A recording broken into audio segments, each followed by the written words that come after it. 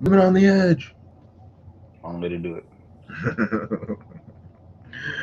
Okay. Boop.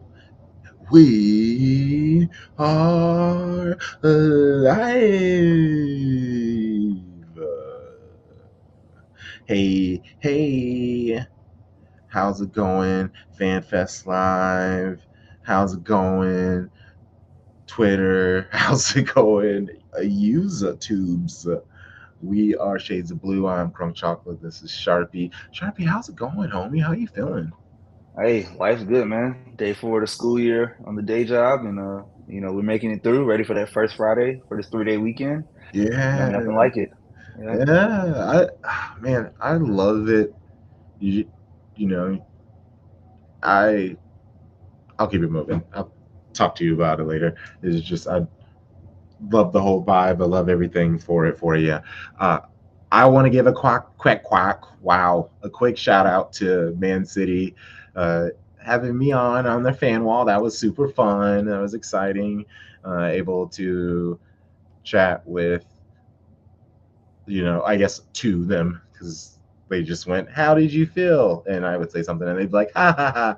But it was nice. I was able to get like genuine laughs. I felt it was nice to be able to say hi to Nedham, Michael, David Mooney. So that was cool. Natalie, able to be like, "Hey, boo!" So that was super fun. I gotta let the people know, like, Crunk just casually drops this in the Slack. Like, oh yeah, like, by the way, like, I'm just gonna be on Match Day Live. Like, it's like, wait, what? The Match Day Live for like the club sponsored one? Like, yeah, just up there with Natalie and David. It's first name basis, name them, like, the homies, the guys, my crew. Ain't nobody shout out, messing with your shout out, clique. shout out to Emma Brooke, the producer. She, hits me up. She's very, very good at hitting us up. It's just nice that they hit me up. It feels nice to be wanted and all that stuff. It's just all super Yeah. cool. And then Natalie being able to be like, what's the name of your podcast? So I was just like, oh, thanks, Natalie, thanks. So that She was threw the lob. She just threw the yeah, lob for you. man. It's a You know, pro's pro. she gets paid the Oh, big bucks for a reason. Okay. all right. Well, let's get started on the first topic. Uh, we can go transfers general, but let's start naturally. We're a city show. The city things that have been going on. Uh, I don't know full numbers, but it is Matthias Nunes. He comes in from Wolverhampton. I'm super excited about it. Uh, hey, Tarek! I'm happy he's here too because I wanted to talk about this. I listened to the episode while I took my dog on a walk. It was fantastic. You guys were so good. I was shocked, one, at how quickly, Tarek, you moved on from Doku, but then y'all stayed with Nunez for a while. I'm not hating it. I was just kind of shocked that, Nunez got so much Doku was time. old news by that point. I mean, we had That's been true. hearing That's about true. Doku for at least three He days. he So suited up on the weekend. Like, he was in shirt. We by saw day it. yeah, by day 4 or 5, it's like that's old news. We done moved on to the new Yeah. hotness. No, I'm just saying, um, it'll be the same thing. Nunez is in now. It's like, okay, is there anybody else coming? I'm just ready to get to the end of this little window and just be like, this is who we got. I'm done. I ain't got to worry about it no more. This is the squad we rocking with. If it's enough people or not enough people, we can debate that. But this is what we got. This is what we rocking with. Let's do it. So I'm all good, man. All right. Well, And yeah. Crump, I'm. for reference, No shade to Doku. It wasn't no Yeah. shade to No, Doku. of course we're not. Of course not. the Belgian blur. Nunez he came in at 62 million euros. When you compare that Yeah. with the other midfielders in this window or this year, Enzo Fernandez, Moises Caicedo, right? He was less than half of their value, and is probably the same player, if not better. And honestly, he cost like, I think, like 10 or 15 more than Romeo Lavia did, and he's more accomplished. Like, it's I do just appreciate you great putting it business out that again by way. No, City. that's great. That's great. Yeah. That's great. Um, More accomplished because, well, yeah, he's older. He's 25, I think. 24, Yeah, 25. just literally just because of age, and Yeah. like he's played in the national team, so like just by the black, not more talented, just more accomplished. That's all. nice. All right. Well, rumor is Cole Palmer leaving us for Chelsea. What was it, 40 with potential 5 add-ons? The fuck? Like That's Chelsea, so much money. but also Chelsea, like, do you just this is my theory. City were just like, please don't go. And he was like, no, I want my playing time. And they're like, well, obviously we're going to overvalue you. So that's the only way you're going to go. And he's just like, all right, Chelsea. And they're like, please don't go to Chelsea. And he's just like, no, I want my playing time. Chelsea. And it's just like, have you looked at that? All right, fine, go. And from the way that Pep has talked about him, he very much cares about the dude. This is just my opinion. I legit think he's very hurt about this and potentially angry, and it's good that he's gone right now. He's resting. How do you guys I was thinking that, and I see that, and I will also add that the big piece of the puzzle is Joe Shields, who used to run City's youth scouting, went to Southampton, and we saw they got Lavia and all those other Alozi and all the other youth talent. Then he gets bought out by Chelsea because Chelsea buys up everybody from Southampton and Brighton. And then who does he do? Who does he go get first? Romeo Lavia. And then who does he go get next? Cole Palmer. Within weeks, right? Like, he knows his guys. He knows what they can do. And if anything, he's telling Poch, like, look, you have, these guys are the guys. We got some other people in, but, you bring Cole in, you bring Lavia in, they're going to make this squad full. And let's call it 45. Let's say he gets all the add-ons. He only has played 504 Premier League minutes. That's insane, bro. The return on investment we got, because it's all profit, because he's an academy prospect. So we just made 45 million. We all said Nunez, basically. Men lie, women lie, numbers don't. No numbers. So I hear you, and there's anybody that's listened to the last episode or whatever, you'll know that I'm not necessarily a big fan of letting him go. And I understand the numbers. It is what it is. 40, 45, that's a lot of money, no doubt. But what does that say if someone is willing to spend 45 million for our academy player that really doesn't even play? That says to me that they see the potential there, and they believe that he will become what we all think he will become, or what many of us think he will become. I won't say all, what many of us think he will become. And what they are banking on is that the only thing that he needs is time. Yeah. Playing time. And my issue is, if he goes and he busts, then everybody's going to be like, see, I told you, right? If he goes and he hits, and he's a star. Think to Chelsea, think back to KDB, think back to Salah, who just couldn't get time because they had players that were established in their lineup. And then 5, 6, 7 years later, you look back and you're like, oh my God, that is the biggest mistake in the world. I love Pep, love Cheeky, love everybody in the squad, I love them all, right? But if he becomes that, then we're all going to look back and be like, oh my God, how did we let him go? I don't know that he will become that, but I'm just saying that somebody else is willing to bank on him becoming that. Why aren't we willing to bank on him becoming that? And again, I don't know Doku, right? I've seen Cole. I don't know anything about Doku. Is he just heads down better than Cole? If just talent wise, forget what he's done, because he's had more time. He's had more minutes on the pitch. So, outcome stuff is neither here nor there. But if you look at the player, is he that much better than Cole to where we had to give up on Cole? I don't know. And you could say, well, maybe Cole gave up on us because he decided I don't want to do it, so let me be out. But what do you expect from a player? What do you expect from someone who is at that point in his career where it needs to take off? And my manager does not seem to trust me. Yeah. What I'll say is this. Oh, go ahead. I'm sorry. All I was gonna say is give your last take, and then I'm gonna bring on our first guest. For sure. And I'll say this to those points, Terry. He was third choice, and I would say he was the fourth choice right wing last year. It was Bernardo, some order of Mahrez, then Phil, and then him, right? So anytime you had a winger He was the fourth choice wing. Okay, we lose Mahrez. He's still not cracking ahead of Phil and Bernardo.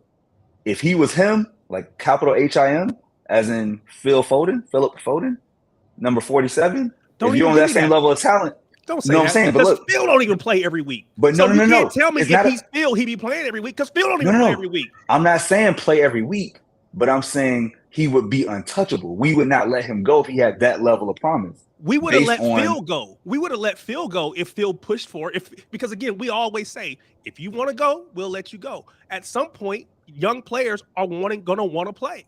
But no, we But wouldn't also let it go at because 21, nobody Phil was playing a lot more. Yeah, and nobody is getting But the money. Phil's Like playing- Phil's price tag would have been his valuation was over 100. Like it wasn't even close. He was on like Jude Bellingham type money. Like so, my point is, Cole Palmer to the people in City Football Group did not hit that level of Rico Lewis, who played a lot last year at 18, and who we all tout as like him, right? Like he played. you have something It's special. a different position. So But I'm saying, but like because he's he playing got up against. in. He's playing up against Walker. You got to bring another guest on. But he's Okay. playing against Walker. He's playing up against Walker, who Pep has stated out loud to media, you cannot play this way. So the fact that Rico Lewis got a chance to play, well, that's not saying anything because the way we're playing, the other guy who's our veteran just can't do it. So we got to go. But Rico Lewis, that can. And this season, though, he started at left back in the season opener in the Premier League against Burnley. And how many minutes has he had since then? My point is this. Pep, for all that he has done, great with the players that he brought through at Barcelona, we have to also be willing to criticize him for not necessarily bringing through as many young players as maybe could have come through at City. Now, again, I'm not saying that all those players are stars. If it works. Because we just had to go spend 50 plus million to go bring in Doku for a player we already had on our team. But clearly not, because Doku's better. He's more. He does he's better. Better things. How? Go ahead, bring the guest. We don't know. Man. Let's go, Adam. Let's get Adam in here. All right. Okay. So once a month, we want to bring on some shady gang, people we care about, that cares about us dearly. He's our first. Of course he is. He's the homie. This is Adam Ferris. Give it up, Shady Gang. 757's in the building. I'm scared now, y'all. Good. Be scared. I'm scared. UPS is hiring. I don't know what I walked into, y'all. Some brotherly love. You want some brotherly love. And it's so funny too, because last week I came on and I was being told I was too hot, and you guys got it, and I'm just like, oh, okay, all right, let's see. See, Crunk, you gave us 90 minutes together, and so now we just used y'all back warmed up. Yeah, we on our first take. Literally, I this love is gonna it. be awkward as shit. Okay, so Adam, how are you feeling about this whole Cole Palmer, Nunez, all of these incoming players and outgoing players that we're having? So I didn't know about the Cole Palmer thing. And I don't know anything about Nunez or Doku, so I don't want to sit here and offer an opinion on that. But my thing with, and I took notes on this because Crunky, you told me to. We don't listen to anything he says. Don't worry about it. Tell you to take notes. We don't follow directions. How do you screenshots? I didn't say nothing about notes. You told me to study. You told me to prep. I did not. But my thing is with, hang on, where's my note? Hang on, I'm looking at my phone right now. With Kovacic, with Pep's system, it takes you a year. It takes you a season to get into his system. There have been two other exceptions that I can name off the top of my head that don't follow that rule, and that's KDB and that's Holland. Okay. Kovacic shows up. Did he play Community Shield? I don't remember. But Kovacic shows up and is basically acting like the next Fernandinho. But he's also complimenting Rodri in such a way that those attacking midfielders don't have to do anything other than be attacking midfielders. They don't have to worry about being defensive. So Kovacic is that guy, right? And bringing Guardiola, and we've got 400 center backs now, right? And we can switch them out, and they all play great together. I mean, you got Walks on the right, who's the only right back in the world for me. I swear to God, but we have all the center backs in the world, and you have these two holding mids that can push up. I mean, Rodri scores goals. We all know this. In case you guys didn't know, we won the Champions League. I think Mr. Tarek, sir, you were there for that. But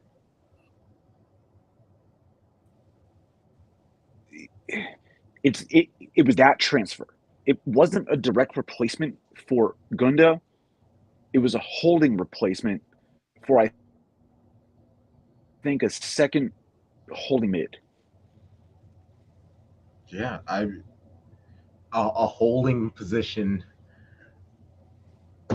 I don't know how long he's going to last, but I think the time that we're going to have with him is going to be very nice. I don't know how long his contract. What is it, 2-3 years? I assume. Or who? Kovacic? Yeah. Oh, it's a 4-year deal? Yeah. Yeah. Oh, oof. I'll double check that because on air, like Kovacic. That's just surprising. Really surprising. I mean, he's like 28, so I mean, 4 makes 4-year sense. deal, yeah. I guess just see him running that whole thing out, maybe leaving in the 3rd year if we keep on winning and he wins the Champions League and stuff like that. He goes back to wherever. I don't know where he started off. Saudi Arabia, get that Saudi money. I mean, if they last, actually, I think the Saudi Arabia. I was looking at quick thing about the top 4, the wage bill. It's crazy for just like the top 4 or 5, and then everybody else is very humble. $22 million wage compared to 178, 200 million. It is very similar to China. I mean, good on these players for being able to hop on and. I was gonna say it's very similar to the Premier League. Like, let's be real, right? Like, it's not just 4 anymore, but that's the idea: is you have the haves and you have those that are not, and that's why we called it the Big 4, now the Big 6, or top 8 is like the PIF put into those big clubs, and the same way like between heritage and investment, you have. There's discretion in the Premier League. That's the thing. I think that's the thing that makes it, if you want to use the word or the phrase unfair, is because the government PIF or whatever the little group is, they've injected money into these 4 teams that makes them way bigger as far as budget wise than anybody else. So it's like someone has come in and put their finger on the scale and said, these are the 4 teams that are going to be good. The rest of you are going to suck. And that's just going to have to be what it is. And nobody's going to complain about it. Whether that's sustainable or not, who knows? Maybe somebody else comes in and puts money in these other teams. I don't know. But you're going to have 4. I think they have 12-team league, I think is what it is. Is that right? So 4 of the 12 are going to be dominant with these players that are coming from all around Europe, the best players in the world for the most part. And then you're gonna have a group that really aren't that great. I mean, if you want to make a quick 100 million or 2, if you got the money to throw in, buy one of those cheap teams. Be like a half ownership, make friends with a bunch of sheiks, make some deals, get your money up real quick in a couple of years, and get out of there. The only club that's not in the Big 4 that's making splashes is the one with the Liverpool connect, and that's Gerard El Ettifaq. Gerard is the coach. Henderson, I think they just went after. They got linked with Jenny Wijnaldum recently. So like they're trying to get the whole Liverpool game back together. Might have a Coutinho link. So following it is competitive, right? Like on Best of the Rest, check us out on Patreon. But yeah, like when they get into AFC, which is like the Asia basically version of Champions League, we'll be able to see, are they really good? Like they're going Neymar's team is going to Mumbai, going to India, right? Like there's gonna be some crazy matchups on that side of the world. Wow. Adam, how do you feel about the Saudi League? What are your thoughts on all of that stuff? It's a splash in the pan to me, to be honest with you. Over the whole course of the history of this game, these guys. I use that derogatorily, and I don't mean to, but they're trying to build a brand, and they're buying up all these massive players. I didn't know Genie Wijnaldum went over there, which wow. But to me, it doesn't seem sustainable from not a money standpoint, more from a talent standpoint. Because if they're going to give Ronaldo basically the moon, right? Like the actual moon, they're going to go ahead and gift that to him. And then they're going to give Neymar Mars, the planet. And Neymar says no. I just don't see how who else are they going to get that's going to draw people to that league, right? So I don't see how it works in the long term for them if they can't draw that talent and then at the same time can't build their own talent, which is the same issue that MLS has had for the past 20 some odd years, and trying to build from within, which Saudi Arabia, leaving this past World Cup out, has not historically done. But all you're doing is buying off players, right? But if the players aren't there to buy off because they don't want to go there, what are you left with? Yeah, I think they have 3 or 4 more years. They gave all these players for very long contracts, and I would assume this was a purposeful effort, and they maybe next year will sign people to 4 year deals, and then the next year 2-3 deals, because they know that they have 5 years to really figure something out. They're able to get the deals. They're going to be on TV. They're going to get the chances. It's very similar in America with XFL and all USFL and all these other minor league football leagues. They're going to get the chances to be on television. Will people watch? I'm sure people. I mean, I don't know. They're a few weeks in. Attendance is very scarce. I think the average for the league is 10,000 for so at the lowest there have been 1,000 people at some of these matches. It's super hot. Jordan Henderson needed a cold wrap during halftime on his opening match. It's going to be interesting to see what they do. And honestly, Crunky, with Jordan Henderson, he's got his own mess up because of his own thing going on, and I don't want to go down that road, but whatever. So, yeah. Go ahead. Sorry. Oh no, you go. Oh, I wasn't gonna say anything. No, I would say the thing about Saudi Arabia, the reason it matters to me immediately is because come December we're playing in the Club World Cup, right? Al Ittihad from Saudi Arabia is one of the clubs that is in the Club World Cup. That is the team that has N'Golo Kante. That is the team that has Karim Benzema as long as he stays. That is a team that is targeting and going after and is trying to make a big push. Wait, is stuff that bad that he's already Mohamed Salah? So the coach for that team is Nuno Espirito Santos, and he and Karim Benzema aren't seeing eye to eye. He's effectively said, "Yeah, he doesn't fit my system. Get rid of him. Bring in somebody else." They're trying to get. They're talking hundreds of millions for.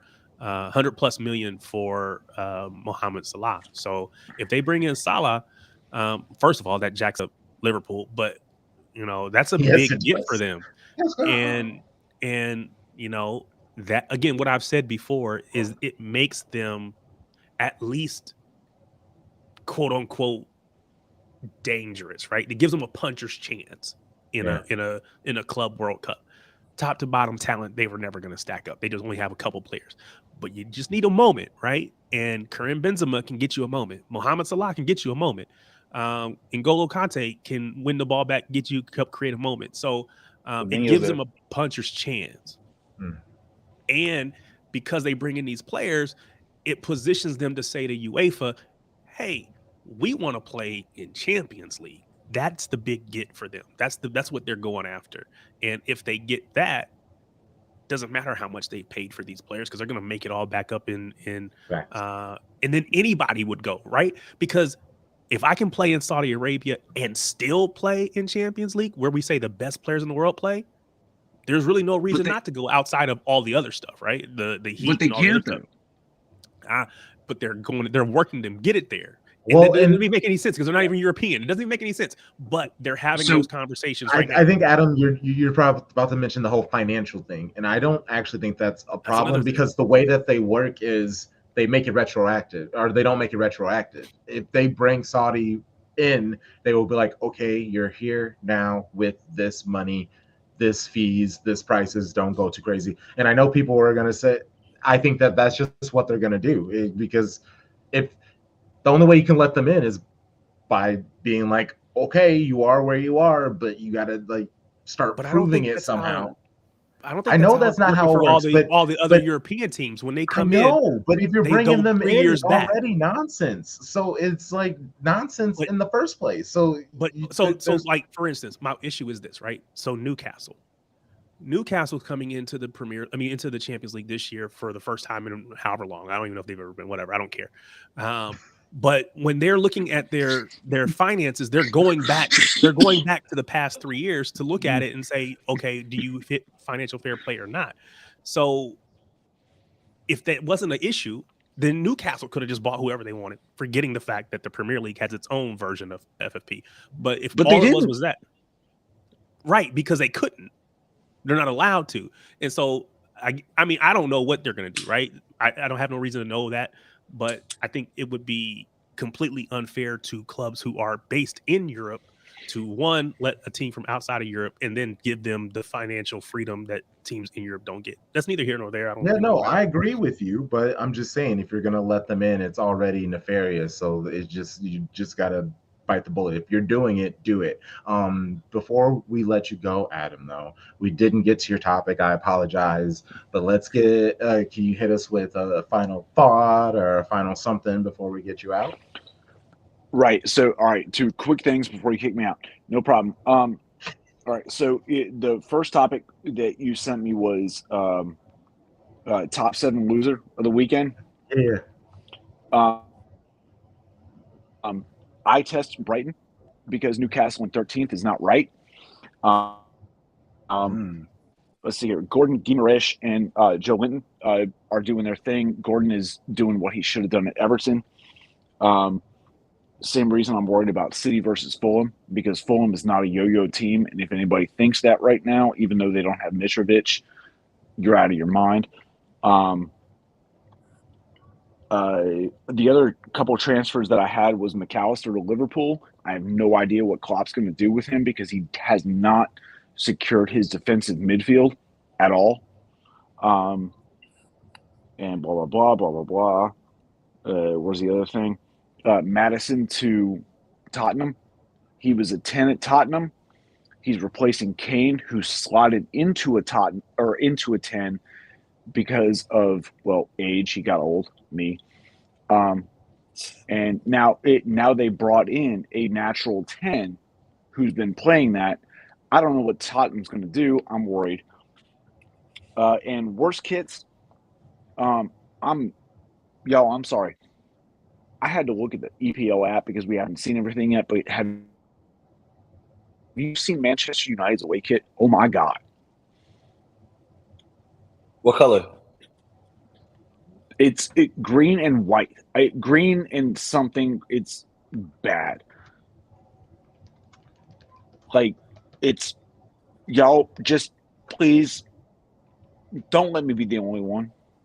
Hold on, I got it right here. Oh, the stripes. Yeah, they look like they're working at like a country club. Very bold stripes. Big can we not? Energy. Can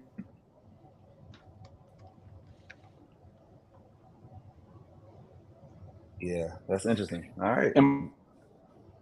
my topic real quick, Crunky, was when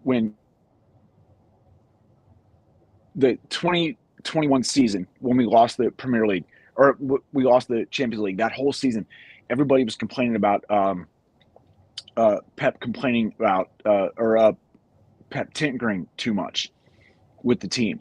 Even the players went on him and said, stop screwing around.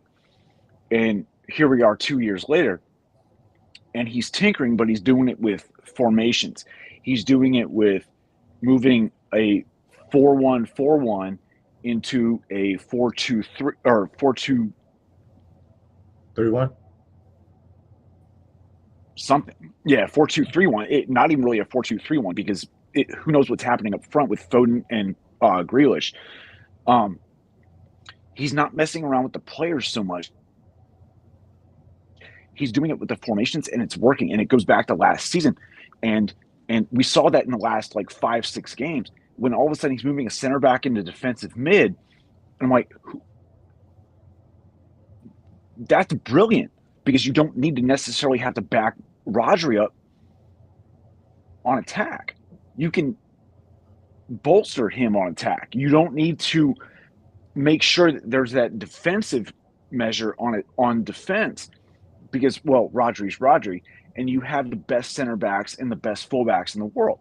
So that's that. I got all 4 of my points. You guys have been great. I know you got to kick me out. He's ready. You're good. No, Thanks for jumping on. No, I appreciate you. Thanks for coming on. You were fantastic. I hope you enjoyed yourself because I know how stressed you were about this since I asked you a month. I was, man. All great. Don't be stressed, 2 man. up, 2 down. Right? That's what I kept telling him. I was like, I don't know what you're stressed about. Don't be stressed. You Shady Gang OG. You don't have to be stressed. You've been around from day one. I've been stressing them. And honestly, I apologize for not being as pretty as Charlie, and I got a face for a milk carton. Oh my gosh, this guy! So right? Don't hype Charlie up, man. Right? I know that too. All right, Adam. I'll see you, homie. Yeah, man. Take it easy, bro. All right, man. All right. Well, we'll just immediately bring our guest up. I believe she's a gunner, so this is like back-to-back week gunners. I'm not quite sure her energy, so I'm looking forward to it. It's the list stream. Unfortunately, you have to be here as Man City fan right now. Oh yeah, granted. Okay, Paulina, how's it going? Yes. Good. It's really hot here in Arizona. But it's a dry heat. No, you know what? It's fine because I was just in St. Louis last week, and I'd rather die than go back there in the summer. All the humidity and everything. It was awful. I would rather live here at 120-degree weather, 0 humidity, than 98 and 80% humidity. Kill me. I had to leave like after halftime during St. Louis versus Austin because I was just getting real cranky, and I was like, I'm about to fight anyone who looks at me. I don't care whose team you're on.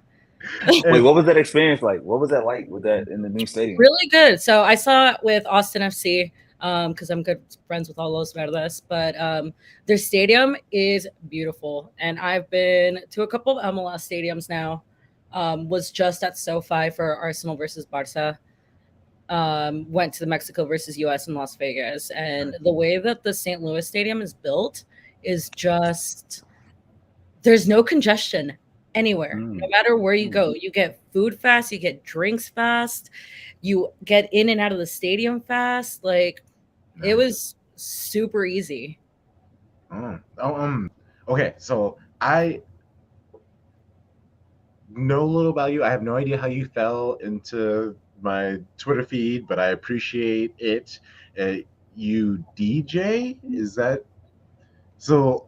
Tell me more about this. Like this, I love music. I think we're all big music people here. But when I saw that you did that, and you were like, "I'm doing a DJ set," and then also I saw on Twitter that you scuffed up your knee getting too lit somewhere, I was just like, "Can we be friends? I want to be friends." The bad part was that I wasn't even lit. Like, I was just walking, and I'm just really, like, it's right under my tattoo that says accident prone too. Like, perfect. On brand. Yeah, super on brand. Like it's healing now, but like I said, it was so humid in St. Louis. I didn't even notice it was bleeding until someone was like, "Yo, are you okay?" And I was like, "What are you talking about?" Like, you have blood all over your leg, and I was like, "Oh shit, I guess not." But yeah, tell me about do you do the DJing often? Like, Yeah, so I started DJing back in 2017, and what are and your sets? Like, what's the music? oh, I do everything. Dope. Like I like too much stuff to just stick to one thing. Like my most popular night is a Spanish night, and right now, like reggaeton is super popular, but I don't do just reggaeton. I do everything from like Spanish rock from the 80s to like the mariachi music, like your grandpa listens to like new stuff, classic stuff. We're all over the place, so it brings a lot of different people in that like to dance in general or just like to like sing along. Which is super sick. And I mean, I'd say the last year, we've been getting a lot more busy and a lot more recognition, which is super awesome. Um, I hooked up with like the people who do those emo nights. And so now I'm like contracted through them and do all these other dance nights that they do in general. So they do like a disco night, they do a country night, they do emo nights, they do 80s nights. And so I've actually been getting to travel because of that, which is sick because now I get to focus on just DJing. I got laid off like a couple weeks ago, which I'm not surprised, don't care, unbothered. Honestly needed it because I needed vacation, and when I take vacation I never truly took vacation because that's how tech works. Like you can't turn off your phone because something somewhere is going to go wrong. So being Derek's feeling the heavy. Yeah. So being laid off is 100% the best thing that could have happened to me and my mental health. Well, good. I'm sorry to get you so off the line of football, but that's me. And whenever I have a chance to be like, hey, let's not talk about football. Let's not talk about football. No, you know what? It almost goes hand in hand because music and football are two things that just go together, especially when like, you know, when you're coming up with new chants or you're going somewhere else and you're hearing their chants and stuff like that. And when I DJ too, like depending on like if it's game day, I don't take off my kit at all day. Yeah, they lose. Yeah. And so people go to that DJ night and they'll come up to me and they banter, you know, and then people get to know me and it makes me more approachable because now we have something else in common other than just music. That's dope. That's dope. And was I right? You're a Gooner, right? Yeah. Okay, good. How are you feel? I know I asked it again, but I just want confirmation because also granted he's not there, so maybe you were just like a Granit Xhaka fan. I'm a Granit super fan, regardless. How are you feeling about the season? How are you feeling about things? Look, I'm a skeptic, especially just because I started watching Arsenal in like post Arsene. Mm-hmm. So I started when we were real bad. And so I already know, like, you don't get your hopes up this early in the season. I'm stoked for it because, I mean, obviously seeing them go from 8 to 5 to 2 was awesome. I don't get my feelings hurt about like winning or losing really early in the season. I've been like Arteta in since the beginning, just because I'm a big believer in trust, like the project, trust, stuff like that. I think it's more detrimental to any team when you're constantly switching managers. I mean, I think that's why City does well. You guys have stuck with Pep forever. And when you find something good and your team has been doing bad, I think trusting a process instead of having to learn a new process every time someone comes in twice a season, I think way more detrimental. Right. Yeah. You were. I didn't because Tarek, I saw you like nodding your head at moments and whatever, and then also the whole tech thing. So I didn't know if there was anything that you had said or anything that popped in your head. Oh no! I'm typing in the chat with folks about Cole, but definitely. Started my tech career in 95. No, sorry, that's when I graduated. 98. when I started. So I've been doing this for a long time. Was a developer. Now I'm doing some more management stuff. But yeah, I know that world for sure. And yeah, it's a crazy time right now. There's a lot of layoffs happening all across the industry. So it's not, I'm sure, a reflection on you. It's just a reflection on where we are sitting right now. But hopefully, if that's what you want, you find the next role, next opportunity, or if you just want to do the DJ thing, and then do that too. Sometimes it just takes one door closing for the other door to open, right? And for us to be willing to walk through that other door. And so I am certain it'll work out for the best. So I'm happy for you. Right. That's why I said that, like, I was not surprised when I was laid off. I mean, it's all over LinkedIn. And I decided, you know what, I think I'm going to take a break from tech for a while anyway. Just because I see other people posting like it's taking them 8-9 months to find a new job. And it was a stressful time when I was there. I loved the company that I worked for. My department, though, was meh. And that's just kind of how it goes. I picked up like a part-time job at a coffee shop. The worst that happens there is like I make somebody's coffee wrong and they yell. Right. I'm like, yeah, that's fine. I'll do it again. Well, Arsenal. We were talking about bad kits earlier, and that away one, it's growing on me. How do you feel about it? I love it. But I also love gaudy shit. Too, though, you know why it's growing on you? I think that kit was meant for black and brown skin. It does not look good on the white players. It doesn't at all. It looks really good on the darker toned players. It looks amazing on Saka. And that's who matters. To that point, the first thing that happens when you Google Arsenal away kit, if you can see it, is a dark skin model. And you're like, oh, that's clean. Looks really clean. When you put that on pale, Odegaard, and it's like, ooh, that's a lot. This is real bright. There's no contrast. Yeah, it's basic, color theory too. The yellows and the blues are really gonna be amazing on darker skin toned. If you have like a red yellow undertone, it's just gonna wash you out and you're gonna look sickly. Mm-hmm. Yeah. So I love it. I love it. The minute that I saw it, I was like, that's gonna look so sick with my pit vipers. Wait, you have real pit vipers? Yeah, like the sunglasses. Okay.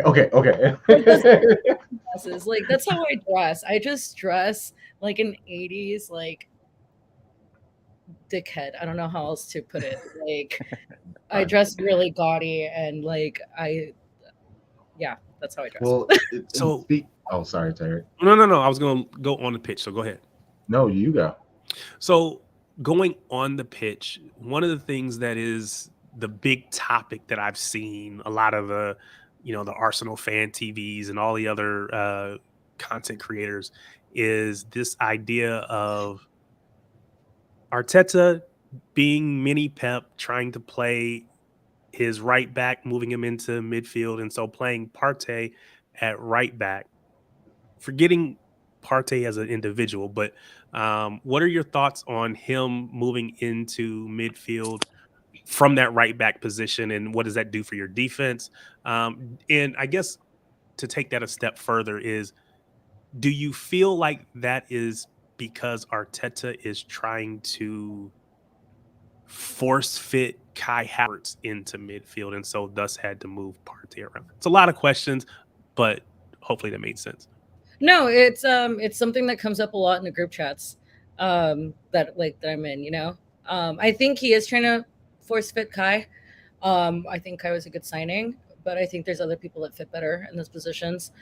For example, like I love Trossard. Love him. I want him to see on the field. I want him on the field way more. And I think he would work better with Havertz, to be honest. Like Partey, don't care for him. Never really have. He is a good player, but I think there's other people that deserve more time on the field. Sorry, I lost my audio. No, I hear you. I hear you. Yeah. Might need a refresh. Can I ask you a question, Paulina? How do you feel about Smith Rowe? Because I'm a big numbers guy, right? And I felt like when he got the 10 shirt, that meant something. Like he was to be the next person. And through injury and other things, like Martinelli taking off and Saka, locking down positions. And what do you think his place is in the club? Or do you think like we see a transfer day deal where he just ends up on loan somewhere? I don't think he's going to end up on loan. Okay. I agree with you. I think he should be on the field more too. Just like, unfortunately, the same thing happened with Tierney, and I'm sad to see him go. And I think he had his place on the field, but I think that Arteta is really locked in on certain players, and is not budging from that current formation, whether it's to the benefit or detriment of the team.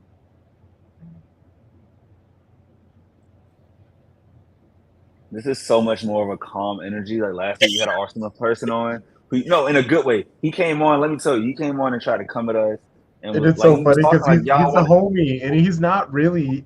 I don't really know him as. He's not my homie. I know, and he's mine. And that's why I said mine. I didn't say everybody's. He's normally not so antagonistic, and it wasn't that he was antagonistic. It was that he almost like nonchalantly was just like spraying at City, like just insult after insult. But it was just like, and when in City they have this, and this could be a problem. And so I was just wondering, how do you feel about this? And you could just see Sharpie, he's just losing it over there. I'm watching. I want this. This is what I want. I called it a Let's Stream for a reason.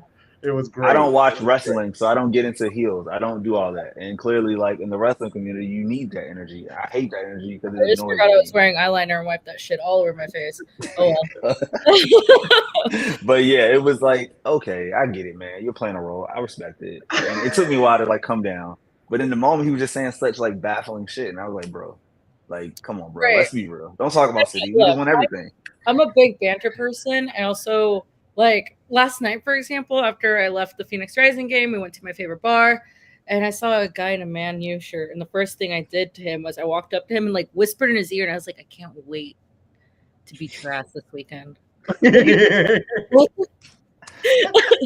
I love doing stuff like that, but it's in good jest. And I like having conversations with people too. Like I think it's easy to have, it's easy to do, right? But I also don't really have a problem with Man City. I have the people that I argue with the most are Manchester United and Chelsea. Yes. Tottenham, like unbothered, don't care about them. Why are you talking about that? When they try to say anything to me, I'm like, who are you? Yeah.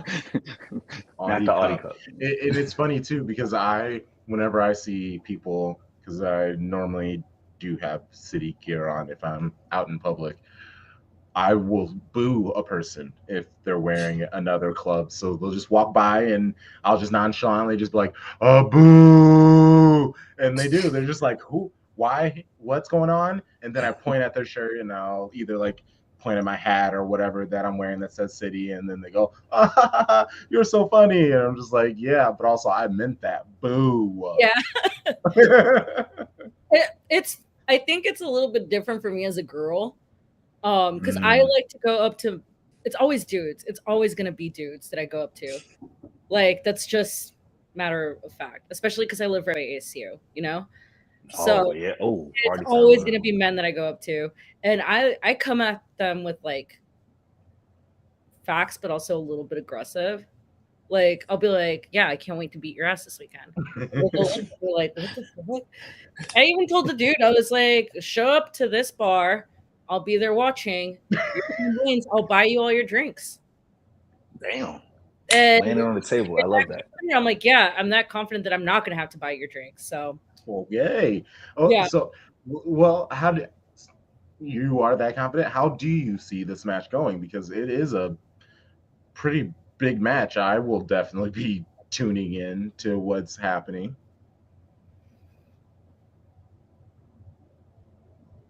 I don't know. I'm scared. All that bravado, where'd it go? No, when it comes down to it, I think it's going to be a real tough match, especially with the way the last one went. I mean, our first match, great. Our second match, we tied. So I think this one's really up in the air. As much as I don't want to say that, I want Arsenal to win 100%. I'm going to talk so much shit if they do 100%. I'm going to be like, I told you so. But also, as an Arsenal fan, I'm like, oh. And if we lose, you know what I tell people? I'm like, you can't hurt me more than my club already has. Nothing you say is going to hurt me. I'm sorry. That's like a fire tenderloin. Like, you cannot hurt me more than Arsenal already has. It has my heart. Yeah. I will say that, like, y'all got to bounce back after that late goal against Fulham. Like, it should have been an Arsenal win. Y'all did enough to win. Yep. I think, like, man, you're getting them at the right time because they're still figuring stuff out. They still don't have their striker, the new guy they got healthy. Their midfield is still a mess unless they make some changes and whatever. Like, it's a good time to play Man U. Agreed. They'll peak later. Yeah. Agreed. And you know who would have been really good in that match? Timber. And I'm so sad. That did suck. That sucked. I'm so sad because, like, over the summer when we were watching him, I was like, damn, this is such a good signing. And, you know, just that Arsenal luck. You sign someone, they get hurt immediately. One play changes everything. In worst case, you have Everton next. It's just like you, but then you have Tottenham. I'm very interested to see because it's a fellow London team. You already gave us the energy, how you feel about Tottenham, but they're starting off pretty decently. No Harry Kane, no problem. How are you seeing the squad? Angelo. I don't think I'm ever really worried about Tottenham. Ever. Like, I think out of the last couple of like London derbies that I've watched, they won one, maybe. And I mean, when we play them, we always go super hard. So we always look good on the pitch anyway. It's a win-win for us, whether we win against them or not. It's like when people are like, are you worried about them? It's like how Tottenham starts off first every season and bottles it. Yes. And they start off good at the beginning of the season and then just goes downhill. I mean, everyone is saying this manager, he's the game changer. He's the reason why they'll be great. We'll see. Pochettino. They're gonna sack him. That's what I'm saying. Like, that's what I tell people. Like, Tottenham could probably be good if they didn't expect immediate results. And I think a lot of fans expect that too. I mean, you saw that with Arsenal. You saw how, like, 2 games in, people were like, oh my God, we're getting relegated with Arteta. And I was like, oh, ridiculous. Like, what? What? Have you not seen Luton Town? I ignore a lot of Arsenal fans online. I really, truly do. Because some of them, like, your takes, trash. Some people's takes are just trash. And a lot of people expect fast results, and that's just not how shit works. People, like, think that the players should immediately connect, but there needs to be chemistry, especially chemistry on the pitch and off the pitch and in the locker room. And I think with, like, the Amazon documentary, you really saw that Arteta commands the locker room. Yeah, it does. Lots of yelling, lots of cursing. It was great. It was great. Yeah. You could definitely tell he was under him, right? Whereas, like, I mean, for example, like, you could see Alba stopped respecting him, and you could tell that in body language and chemistry. So if the players feel that way with a new manager, you know, a new coach, then where's the chemistry? How are you going to want to play good for someone you don't like? Big facts. I mean, like, there's a reason City hadn't won the first 3 matches in 7 years, right? Like, it's hard to start off perfect because you're getting all those kinks out. So if anything, if a drop points at home against Fulham is like the worst of the 3 matches, the 3 starts, okay, you take it, you roll, and you're responding from the, you know, rebounding from the Timber loss. Like, Arsenal's going to be around. I know that. I don't think they're better than City, but I do think they're like the second best team in the league, and it's not close. And I think we're scrappy too. I mean, not just scrappy in the way that, like, we fight for wins, but, like, scrappy in, like, they believe in each other so much they will physically fight other people for each other. Like, I mean, Granit Xhaka, number one example. Ramsdale, like, bantering with everyone, also a good example, you know? Gang. Yeah. That was my fault. I didn't mean to do that. Guest isn't even on yet, so isn't even here in the back seat yet. So we can honestly keep going, Yeah. especially because this is Arsenal, and this is very nice that we can have this. If Arsenal doesn't win this season, how many years do you see Arteta finally getting the team? And this is best case scenario. If you don't win next year, you bring in all the best players. Is it next season? Because eventually it has to wear old getting so close. And that's not have to do with anything that Arsenal is. That's just the way that football is nowadays. If you can't get us a victory, even if you're going up against Pep, what are you doing for us? I don't think we're going to win the league this season. I don't think so. I think we might end up 2 again. Do I think that's bad? No. But I think we're really going to be focused on Champions League, which I think is more important than winning the Prem. Yeah, you take that trade-off, right? Like, if you got a big Wednesday match on Saturday against West Ham, okay, Right. Fuck you, West Ham. Like, we're going in. Yeah, like, I would rather beat Man City in Champions than in the Prem. Right? If, like, I haven't even looked at the drawings for the groups, so let me look that up real quick. Oh yeah, y'all should be good. It's y'all, Sevilla, PSV, and Lens from France. So like, Yeah, we're fine. yeah. I would even Famous like, last words. Famous last words. PSV smacked the fool out of somebody today. I forget. Was it like Rangers or somebody like that? Yesterday, yeah. They ain't Arsenal. Like it's but levels, Arsenal isn't Arsenal right now, right? They're not the same team as they were last year. They're still trying to figure it out. So That's Champions true. Champions League is still a little ways off. But Yeah. we do got a lot of new players. Yeah, if you don't hit the ground running in those first early matches, especially against the teams you're supposed to beat, it just piles pressure on you, right? And we're not gonna, Arsenal isn't one of those teams that just been in Champions League all the time for the last couple of years. They're trying to get their feet on in Champions League. Now they got a great draw compared to Newcastle, but if I'm an Arsenal fan, I don't come in there take anything for granted. I don't think that you are. I'm just saying I don't take anything for granted because hey, we got to show that we can play at this level against a consistent group of teams. Now again, they did well last year, so they should. We expect them to get out of their group, but they got to go and prove it. Also, like when I went to go see the Barca-Barcelona game, everyone was like, they're playing like they're playing Champions League, and shouldn't we? Shouldn't we? Especially against Barca. We had something to prove. It was a fun game. I think some players didn't take it seriously. I mean, Saka, I don't think was taking it seriously, even if it was just, preseason.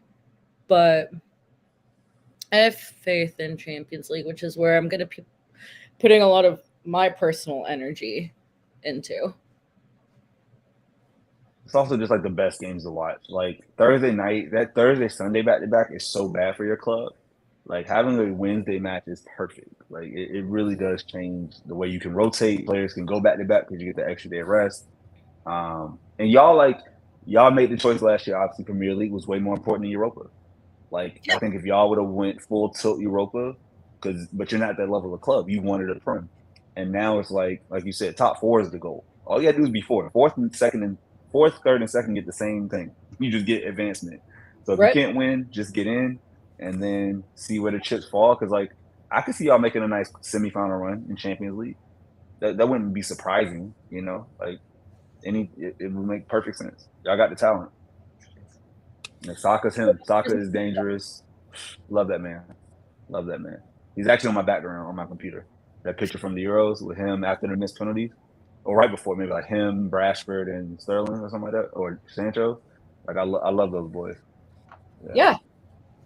We need to work on your background. Well, Black is number one. You know, black man number one. You know, You got to put Rodri putting the ball, curving the ball around the inter defenders, putting it in the back of the net to win the Champions League. That's what's got to be your background. no, that's it. That's anti-black. Who was the keeper? He's No, who's we don't care. He Who's he plays keeping United. for right now? I don't care though. He's I don't lucky. care. I'm just Man, giving with please. Sharpie's energy. I don't care if he's red, green, blue, or yellow. If he's playing for United, I ain't rooting for him. But no, Well, that was. I just haven't changed my back. background in 2 years. I never see it, so it's there. Paulina, I do greatly appreciate you hopping on. We would love to have you on any other time for maybe breaking bread the next time we play Arsenal. I'd love to chat with you about Super down. the squad and how you're feeling about them. Always down. Like I said, I don't have a job anymore, so Hey, let's go. Let's chat then. Big vibe. So nice to meet you. Also, I'm gonna reach out because I would like some playlists, please. yeah, for sure. Anything you can think of, I probably have a playlist of. Let's go. All right. Well, I appreciate you. You have a good rest of your night. All right, bye, y'all. Later. We're gonna bring in the homie. We went from Arsenal to now we're going to the Scousers. The homie, the smile. How can you be mad at him? He's a Liverpool fan, but I just love him so much. Just look at him; he's adorable. We got Kavincho. How's it What's going, up, homie? guys? Hi, can you guys hear me? Am I live? Yes, you're Let's so go. live. Let's go. Thank How's you it guys for going, having me. friend? Hey, I'm excited. Look, as soon as this got hooked up, I've been looking forward to it. You guys are. It's weird because yeah. Look, I'm not rooting for too many City fans, City content creators, but it's really hard not to root for you guys. I mean, I've said this before, but you guys have this whole different vibe that it's like totally refreshing and fun to watch. So, yeah, I'm super excited. Man, thank you so much. Appreciate that. That's the kindest of kind words coming from a Liverpool supporter. To be like, hey, y'all are Yeah. refreshing. Like, wow. Look, if we're man. talking Premier League, I gotta wear the kit. At first, I was like, nah, I won't wear the kit. No, But go no. for it. Yeah, I no, have go to. for That's the it. good stuff. That's the New Balance kid. That's some That's real heritage right. right there. That's right. Yeah. As soon as they switched over, I don't know. I know we're talking kits in a second here, and I got some takes, so I'm ready. I love kits. I mean, you can start the conversation off if you want. Okay, got it. listen to me. Look, one of the lists that we have here is like worst kits, Premier League. I kind of wanted to say this just because, like, come on, it would be funny to bring it up here, but like, I'm not gonna hate too hard. But your guys' little electric kit, I like the idea is there. Yeah, you got to Okay. be like 16 and under to like that. Right. Kid. Like, it's- Okay. I mean, like I get it. Like it's a fun Yes. template and everything. I don't remember who said it, but someone was just like every single year they make like a traditional one. Yeah. They make a quote unquote fashion one. And honestly, this might even be my own take. But then the third one is they make one for kids. But Just like like- what they said specifically was esports. Right. Because when they did the summer tour, there was shout out to the Demalis. They went to this esport event that was in Korea, I think it was. That's where they were at. Right. And that's what they were all wearing. That's what They're all all the decked out. city esport gamers were wearing. They were wearing the lightning kits, and even the backdrop and everything was the lightning. So Yeah. I think that's specifically going to be their young, cool Twitch shirt. I actually do like the idea because really, I mean, we're super fans, but even for like the casual, sometimes you just want to rock something that's different or something that's I don't think we're all going out at night wearing that electric kit. I don't know. Or maybe you guys can pull that off. But Like if I don't was a challenge DJ, me. no, if I was a Don't challenge bouncer, me. if I was a bouncer and some dude walked up to me in that kit, You're I'm getting carded. IDing them. Yeah. Yes, I'm Yeah. IDing them, and I'm looking at it hard because I'm just like, you're not. You this know, is... it's not even the worst. I mean, that one I had to bring up because I'm like, God, I'm talking to City guys. No, I you're gotta right. I'm not looking forward to seeing. I feel like City are purposefully Right. haven't shown it yet because they're waiting for the right moment. I still feel like they're making tweaks to it because it still looks just very. It Yeah, looks just- thick. It yes. looks like it doesn't fit right, and Right. I think they're still making tweaks. I still think though, like when I saw this, I think in July or a few weeks ago, actually. I don't know if you guys have seen it, but the Everton, I think it's their away or they're one of the Everton kits has stripes, but the Yes. stripes is a pattern, like a weird, goofy pattern. I don't know why, and I am a Liverpool fan, so I know it sounds very biased right now, but like Hey, we'll I take bias. hate that kit. I don't know why it looks like it's not giving me, and I'm a stripe guy, God. but it's, Google it and see. Wow, there's a lot going on there. This I a mean, lot happened. Even the shoulders, something's could going work. on. Yeah, I don't know. I don't know. I'm and the Interesting. steak.com. It's like orangish. It has to be their way. Hold on. Let me click the actual link here. Yeah, way 23, 24. Yeah. So I don't know. I know it's an homage to an older kid or whatever. I'm sure it always is. Every single time any Premier League fans complain, immediately people are like, "Well, actually, back in 1983, City wore a green kit." You know, like some random comment. But yeah, I just hate that kid. That I just wanted to start off with the kid talk. No, I appreciate that because I'm actually pulling it up because it's Yes, That's- that one. that's crazy, bro. That's Way to lose in style. You know? Man, for real. it makes it. I know this was them trying to be like, look, buy our kits. We need all the money before we get relegated. Right.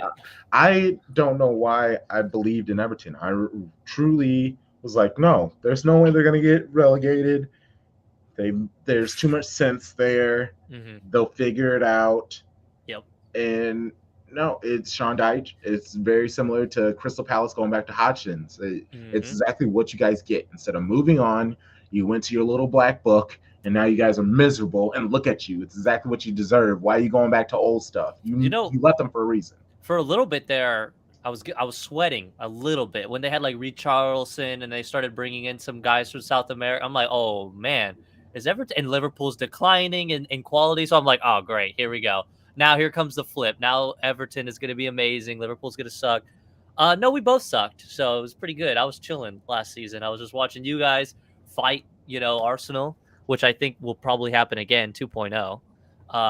But yeah, just Did you want us to beat track them down and overtake them? So bad. It's so weird because I think I might have brought this up like before. I can't remember, but when I was first getting into the Premier League was like 2011-ish area. It's pretty much when I got to watch like international soccer. I like cable TV. I'm like, all right, now I'm going to watch everything. And I was so close from becoming a City fan because of Aguero, and especially that goal, that whole, that was like top football to me. I was like, oh, it was so dramatic. It was amazing. I almost became a City fan. So I always have like this a little bit of soft spot for City. And then with Arsenal, no offense, and I know you just had an Arsenal fan, but my God, are they the worst? I mean, dude, they have been terrible for so long, but the trash, I mean, I'm sure you guys saw it all last season until you guys hopped over them, but oh my God, the trash talking is unbelievable. It's just next level. It's like, yeah, well, we're invincible. It's like, okay, bro. Like, jeez, my team just won the Champions League. You guys are back, fine, whatever. You're back in the Champions League, whatever. But it was just like I had a bad taste. My younger brother's an Arsenal fan, so I think that also, just a little rivalry there. But man, I could not celebrate harder. Plus, I like Julian Alvarez. It was like a perfect story for him to get an extra little medal that year, So yeah, I was a City boy. Halfway through the season, I'm like, all right, Liverpool, you're pissing me off. I'm over you. Come on, City. Did either you, Sharpie or Tarek, see any particular kits that were atrocious? Because the only other kit, I actually took some notes. Let's see. Obviously, I had a step all on Luton Town because it's just like they're basic ass kits. Yeah. Couldn't even afford a collar, like a whole collar. It's like partial collar. How much money do you get when you get promoted? Like a crazy number. They spent it all on the construction. That's Yeah. why, and they went too late. And then my other one is Chelsea. Why are both your home and away kits blue? What? Continuity. It's big tech bro energy. Like, you just, Yeah. And that's exactly what I was going to say. That's exactly fatigue, Todd Bowley. yeah. And I'm sure people were like, hey, we don't do this because you got to like respect the other team. They're going to come to City wearing blue. Their alternate kit it has to be something else because it's like if they come to City wearing blue, I want us to beat them by like 20. Yeah, that's crazy. No, That's Chelsea has ballsy. like a grayish alternate kit. It looks like gray and black. Oh, right. Is Yeah. that is their third kit? Yeah, I like that actually better than the other one. I am not a fan. Let's talk about the Liverpool third kit, or Yeah. is that the Oh away my kit, the God. white and green one? The white and What do green we one. think? It gives me like Windows 98 vibes. Dude, what? I like Liverpool has had some of the most delicious green kits, like especially in the 90s. Like they were great with green. This is it's like I don't know, like okay, another kit that's green that I don't really like either is the Brighton. Have you guys seen like the Brighton black and green? Oh, it's Jesus. Like even looking at that is terrible. The keeper kit is fire though. The That's a keeper kit is solid nice. keeper kit. With That's the the one we buy. logos being green, nice. I love that. But yeah, Brighton has like green and black stripes. That looks okay, but this is not good. Yeah, there it is. I like that a little better. I don't know. I see what they're doing there. Just like that. Ours Just is very terrible. clean and simple. Yeah. I'm 'Cause- cool with the purple though. We got a little purple action. I'm cool with that. I was gonna ask you if you Crump, like. can you pull up the United kit that Adam was bringing up? Because I think it does Yes, more I had things it. like I that had is. it too. Yeah, no, it's The green one? It's not. Yeah. Yeah, It's that just one. so. It's too much. I think if It's the a lot stripes of were lines. thinner- It's a lot of big dick. Look at that. Oh, damn. Oh, I didn't realize how it stopped. I mean, yeah, it has to stop over the logo. It just looks crazy. I also think your sponsor plays a big role in it. Like TeamViewer is such a bold, simple And I logo feel now. like Team Viewer, ooh, Lit Stream, let's go. Yeah, let's go. It's Team Viewer. Their logo, it doesn't matter the team. Whenever they sponsor somebody, it is giant. Yeah. DC3. The Chevrolet symbol would have looked better because there's no words. That's it's just true. A picture. That would change probably the whole kit for me. You know what's Good old crazy? Like America. in high school, even in college, I had a lot of friends that were like, so into in the soccer, or even if they were like diehards of any team, but everybody was rocking kits just for sponsors. Like you had guys that had no idea what the team was. They had no idea what Manchester United was, but they're rocking like a Chevrolet. Like, bro, look at the Chevrolet or a Mercedes logo. It's like it's almost like Formula One cars. Like people are looking at these logos, they're like, yeah, I'm rocking that team. It's interesting, you know? And it's funny that people will be like, I'm not putting a name on the back of the kit. That's what Right. kids do. And it's like, that's where you draw the line is the name. Right. You have this giant sponsor on your stomach. What are you talking about? Nah, A dude, walking billboard. but Exact for free forbid. too. Like, come on. God forbid you have a favorite player. Oh my God. Yeah, I agree. Superstition. Because your little shirt changes the. I mean, the whole you don't want dynamic to of it. advertise Etihad Airways. I mean, Let's- come on. I what's want the to problem? fly it. Yes. What's the problem? Hey, was it I want to fly it. I want to buy it. Like, was it Etihad or maybe it wasn't Etihad? It was one airway commercial or people that were they had like Kobe and Messi. That wasn't Etihad, was it? Was it like It probably, probably was I think Qatar. it was Probably Emirates. That when he Oh, was it with Qatar. Barcelona. Emirates, Qatar, yeah. right? Oh yeah. Damn, whatever. Close enough. I Same thought I difference. had something there. Yeah, same difference. Emirates, Emirates, Etihad, Qatar, whatever. Pick Airways. They're the all same of- family. They're all cousins. You Very know, expensive. they're all flights. rich. Oil money forever. How Yeah. one, Hmm. how are you feeling about the season? And two, when does your It's a interim lot saying. It's a lot Miami chair come in? Right. Let me answer that first one real quick. I think really I was going through it with the Newcastle game. I know Newcastle's good. They're back, like let's go Newcastle. So I wasn't expecting to wipe them or do well. And honestly, since last season, like I know we have some reinforcements. Actually, today I woke up a little. I'm a hype boy today. We got another new signing. I'm like, okay, out of nowhere. What's his name? Driving back. Yeah, grab him back from Bayern, right? Or, That's a good grab. Great Dude, grab. Great. Crazy grab. so I hate you guys. man, I don't think obviously contending for a title. We're not even near that at all. I think you guys mentioned it earlier. Like it's Arsenal City. Well, me in order City Arsenal, big gap and a fat gap, and it's gonna be kind of like a battle of the middle scrubs. You never know what United's gonna be for the rest of the season. You don't Tottenham. I mean, do I even mention Chelsea's another one that I'm like, they got like every baller on that team, but will they mesh? Are they gonna mesh? So Yeah. you brought up we were having a conversation about Cole Palmer earlier, and we Yeah. know that he's now gone to Chelsea, and so I've been holding this take because I didn't, we had non-City guests on, so I didn't want to bring it up. So you brought up the fact that they have gone out and bought all of these young players. Mm-hmm. If they're willing to play them, it puts me in the mindset of a Dortmund. These players are probably a level above the players that Dortmund get, but they're going to roll out a ton of young kids. One of them, two of them, three of them are going to hit, and then they're going to be able to turn around and sell them for $1 million, whatever. And it's just going to be like, okay, so it paid off, right? But you have to be able to play them, and you have to trust them enough to play them. And in Dortmund, they just like, you know what? We're going to win, lose, or draw, but we're going to do it with cats that's 21, 22 years old, and that's just is what it is. And I feel like Chelsea is kind of going down that same path where there's like, we're going to go buy the very best players that are in this age range. Mm-hmm. And we're going to roll them out there, and we're going to put a Sterling out there. We're going to put a Thiago Silva out there, just one or two old cats to kind of keep everybody together.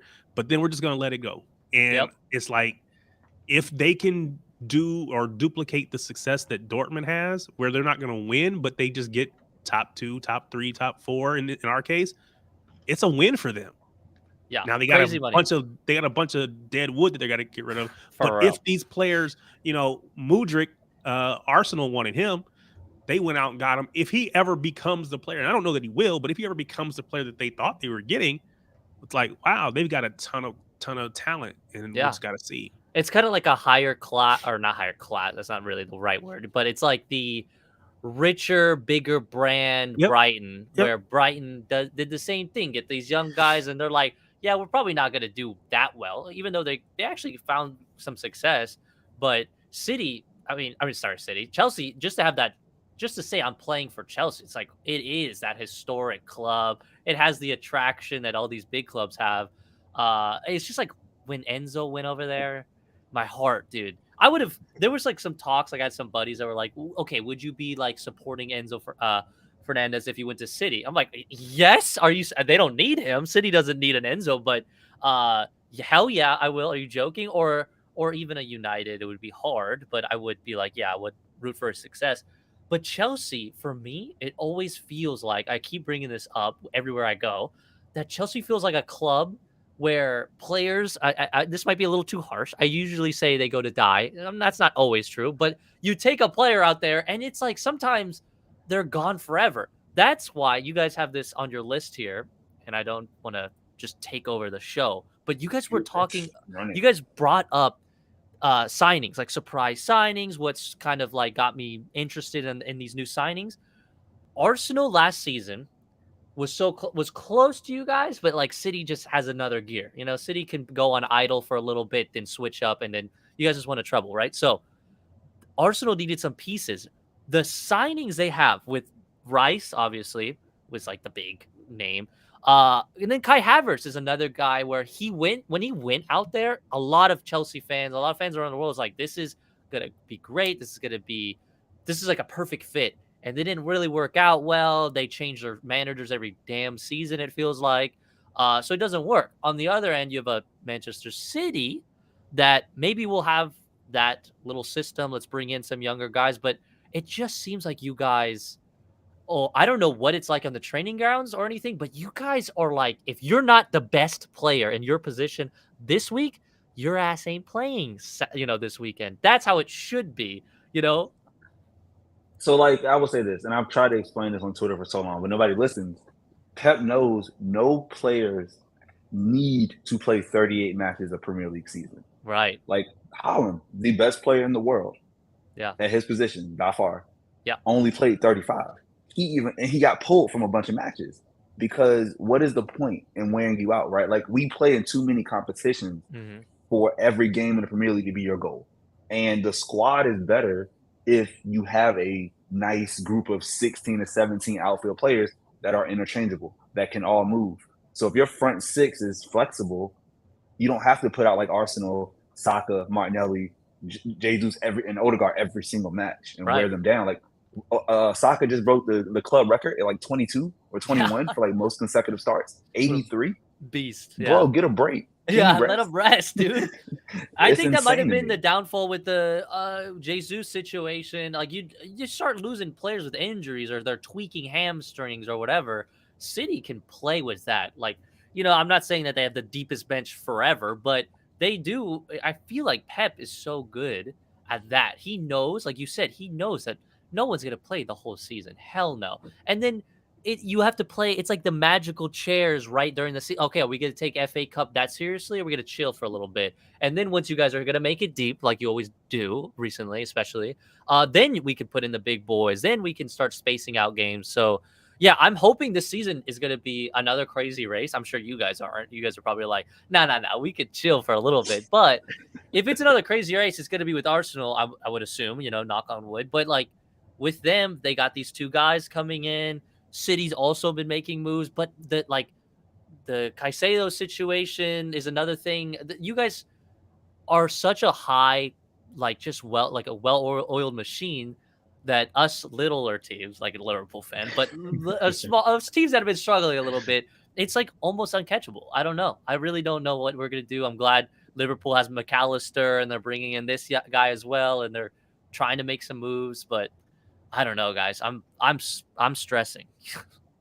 Chelsea's the one that can do it. They can do it. Go ahead, Zach. Yeah. No. So you talked about Liverpool bringing in McAllister. Yeah. Are you going to be able to hold on to Salah? Oh my God, that's been. I don't know how Been a nervous long day. you guys are It's gonna be a for long day. with like the Saudi. Yeah, I know this talk is gonna give me nightmares tonight. I'm just gonna think about it all day. But see, the Salah situation is like it's really hard. The club. There was like that moment where it seemed like Liverpool wasn't going to re-sign him or give him the big money. And all the Liverpool fans are like, pay this dude. Like, are you kidding me? What more does he have to prove? And then, we got a deal done, signed, boom, packaged it up. But now with Saudi, it's kind of like he is older. We say, oh, we gave you this loyalty, we gave you the money, please stay. But at the end of the day, if the team is not looking, we're not in your level of like, oh, we might be battling for trophies. Saudi could just pick him up, and that's like the nightmare for me because Salah is a guy that we don't even. It feels like we don't remember what it was like before Salah. Like the dude is so clutch all the time. He's so consistent. He's like like De Bruyne for you guys. Like Kevin is like you know what he's gonna do. He goes out there, he balls, whatever. Sometimes Salah doesn't show up, but he makes plays. That's going to be a huge hole. And who do we have? Darwin Nunez, where sometimes he shows up, like he showed up the other day. And sometimes like Darwin Nunez is gone. Like, a lot of my Uruguayan buddies are just like, I'm trying to warn you, Kevin. The guy is a hothead. We learned his second game or first game of the season last year. He just immediately gets a red card. So there's some players up at the top there that I'm just like, I don't know what to do. How are we going to do this? But a McAllister and Salah should be like a dream duo. Like this guy, McAllister can find anyone, kind of like Enzo's doing, can find anyone. A Kevin De Bruyne can find anyone, and Salah can just finish. So the dream is let's please God keep Salah, finish this season, get us in the top 4. I do not want to be playing no orange ass Europa League. What is this? I don't want to. No, this is not Thursday, this is Sunday, not baby. The vibe. Thursday, Sunday. So do you have a number that you God. would say, okay, you know what? That number makes sense. I would 150. be willing Yes or to no? get rid of Salah for this number because Charlie has a number for our players. He had a number for Cole Palmer. He was like 40 million. And they hit Take it. him and be gone. Right, Right? and they did it. They So- literally did it the next day. It so- was crazy. So do you have a number that you would say? And I think Charlie threw out 150. If you got 150 million, would you take? That's stupid. If you would be dumb. To That do would that. be- 31. He's 31, I think. 31. Hey, guy, he's quality. Honestly, guys. 100 million. If they offer 100 is too high. million, Yeah, that's yeah. crazy. Even I Because mean, if what they did offer Neymar go for? 80? Dude- Neymar went for 80, right? 80, right? I'm pretty sure 80. Something around there. And everybody knew Well, Mahrez Neymar was wanted out, 50. and they wanted to Mahrez get was rid of 50. Neymar. Yeah, but also Neymar. Oh God, I don't even want to put this. I love Neymar. I don't want any Neymar slander. Same. But it's always you never know if he's going to be playing the whole time, and I feel like Salah usually he has his spells, but not as much as Neymar. Now, I don't know. Salah also has that he kind of has that pull because he's like super big in North Africa. Like North Mhm. African countries love Salah, and Middle Yeah. Eastern countries, of course. Same So thing with Mahrez. it's got to be a big name. Look, if they want $90 million, all right, I will sneakily take that 90 million and just completely complain about it for the rest of the year. But So I'm gonna put this to my pod mates because it's unfair to ask you this question. Yeah, when I right. asked them. So what number would it take for KDB, assuming he was healthy, right? Yeah. He's assuming he's not hurt. He's the star of our player. What would you get rid of him for 100? Would you take 150? Easy. He's 2.5 times as good as Cole Palmer at 40. Sorry. Bye-bye. KDB put So 100 if somebody, million? if Yes. Saudi Arabia, man, I don't know. That man, Belgium and Saudi Arabia would burn. I dude, need some people who are 50 loyal, million. man. I need loyalty. what is I going can't- on? Everybody has a Make sure I price, don't man. commit no crimes It with is what y'all it is. jokers. I mean, No that's just where loyalty. I am now. I mean, listen, You asked me the question. You I right? didn't bring this up. how I you gonna did say ask that? you a answer the question, question. and I actually expected you to have a number. I just didn't know what it would be. Yeah. Oh, it's Yeah. logical. It's all logical over Okay, here. so how much Yeah, Holland? How much for yeah. Holland? 200? Oh no. Oh, That- chill, Holland, chill. 250. Yeah. There's no 250, 300. No, he has to break Neymar's record. He's Neymar got was oh, yeah. 263. It's 300. 300 Oh for my- Holland. But If you got him okay? years on You his think, record. guys, like honestly, are you scared? Like, are you worried? Is this even a what? thought in your mind that Who? like Real Madrid. Saudi are just gonna start grabbing your No. players? No. No. Okay. No, It's a certain Um, type of player they're going after. Think about it. It's a player between Certain age 29 range. to 33 where you've won things. Yeah. You've done it. So now you're just going over the top. That's why So- N'Golo Kante left. Yeah. N'Golo Kante could be playing in the Champions League if he a wanted lot to. of Muslim players Mane too. And the Saudi- Muslim player Freaking connection. Sadio Mane. What the heck, dude? Like, actually, I love that man so much. Okay, and I almost cried when he left. But my God, did that not work out for him out there? And then You now know, he's that was, yeah. God. It But hurt me. in the long run, it kind of worked out because he got more than Liverpool was paying him. He got That's more than true. Bayern. Right, he got Got the he bag. got a raise and then a raise. I think at the end of the day, we all know that a lot of these players, almost all of them, were coming out of the worst situations, craziest poverty. Their family are still in it. So we all respect, like, hey, they're gonna set their families up forever. You know, they're good. I don't think Holland would even look in that direction. Just kind of like Oh, no. Killian didn't It really makes no either, right? sense. Yeah, it makes no no sense. Yeah. Too early. Yeah, No, he Holland is wouldn't going to look be to- City or Real Madrid. Either I was one. gonna say Yeah. he wouldn't look to Saudi, but he He might might. be tempted by Real. Yes, He might yeah. be One tempted day. by Real. Yeah. One And day, so yeah.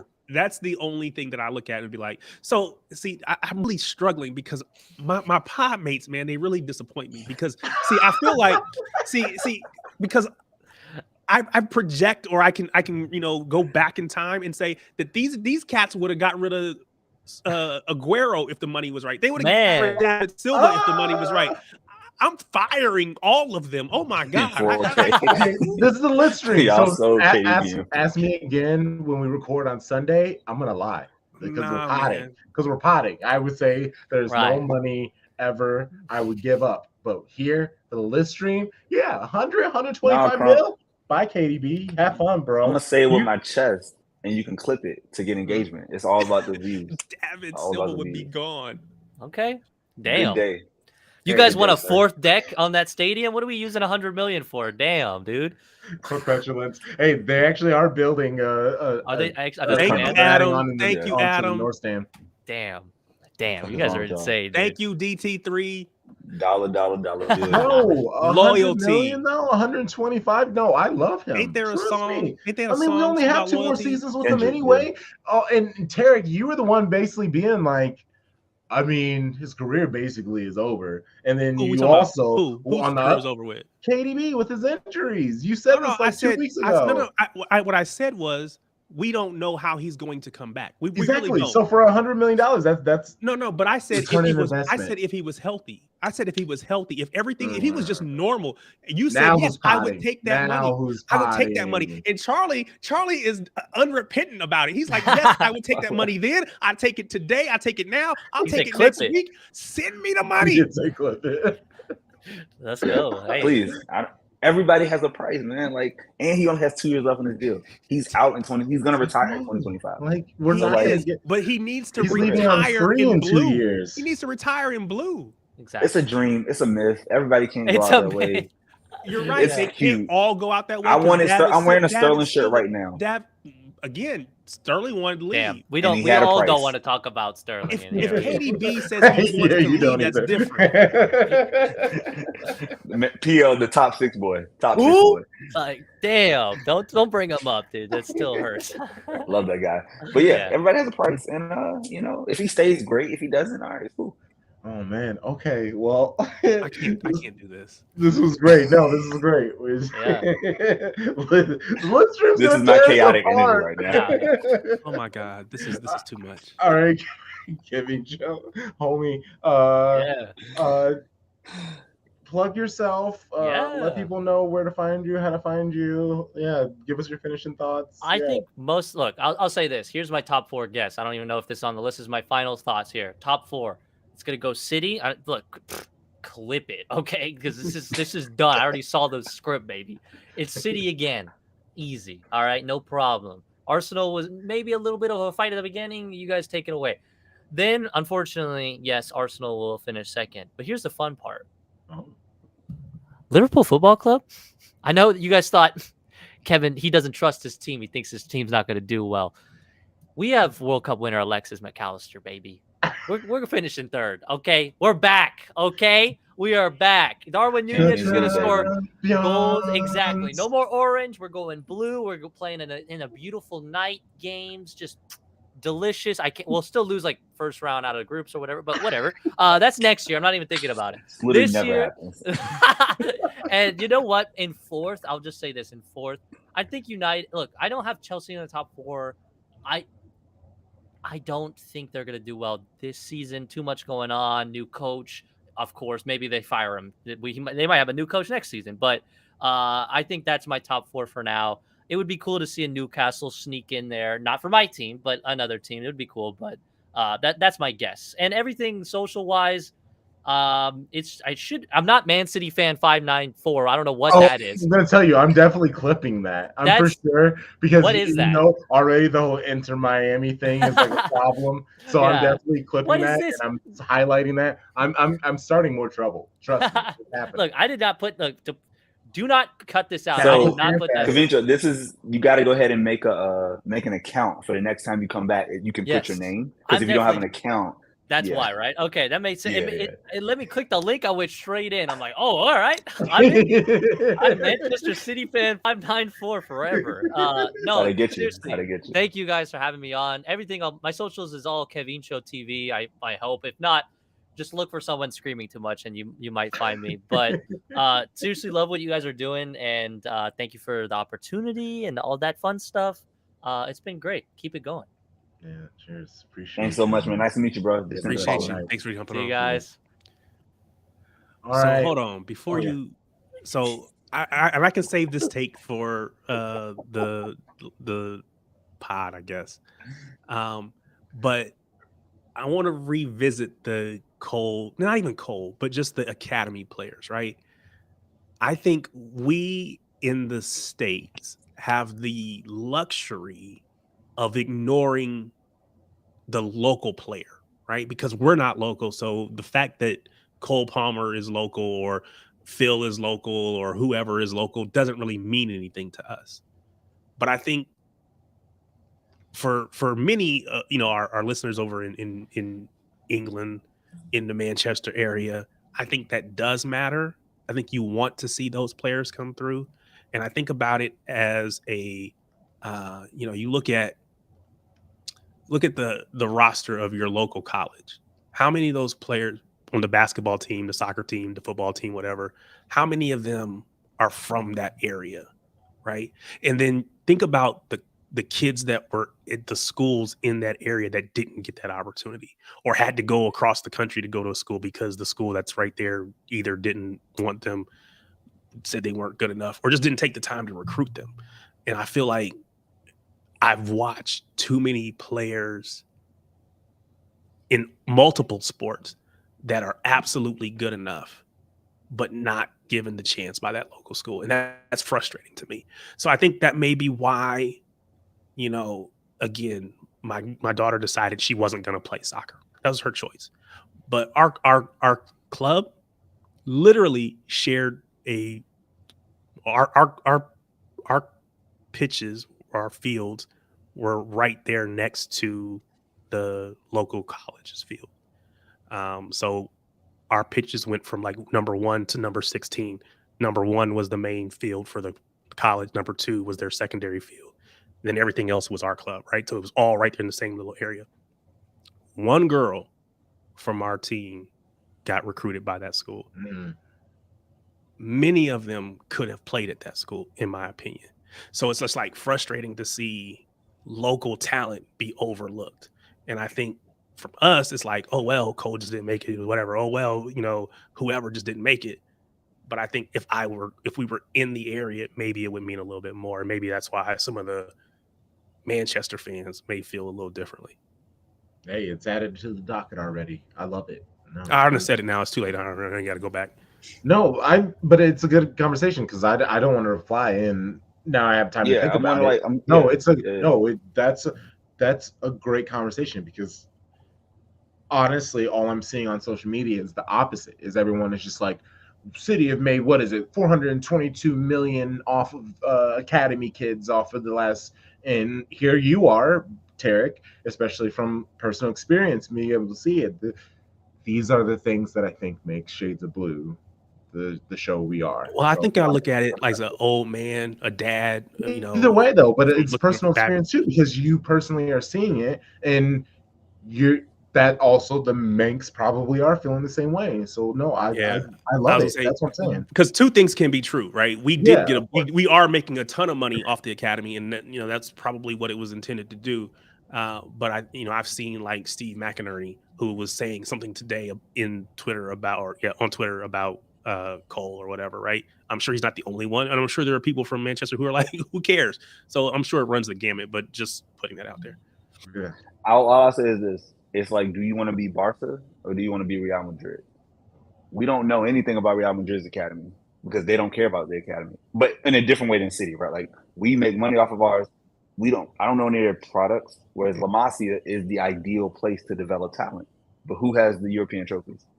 Like, who has the real decades-long history? And it's like, it's a choice. You can be either one. And I think City is now trending on the Real Madrid side of things versus the La Masia part, where we need to stop right there because you should have kept that for Sunday. I mean, you just repeat it again on Sunday because it's still gonna hit hard on me because I'm still just like, damn, that was great. See, this is what I'm talking about. Fucking rock stars. What are we out here? Shades of Blue. This is Sharpie. That is Tarek. Shout out to the guests that we had. Everybody lighting up these chats. Appreciate y'all. Most love. Gang. We out here. We will see you. What is the match on Sunday? Saturday.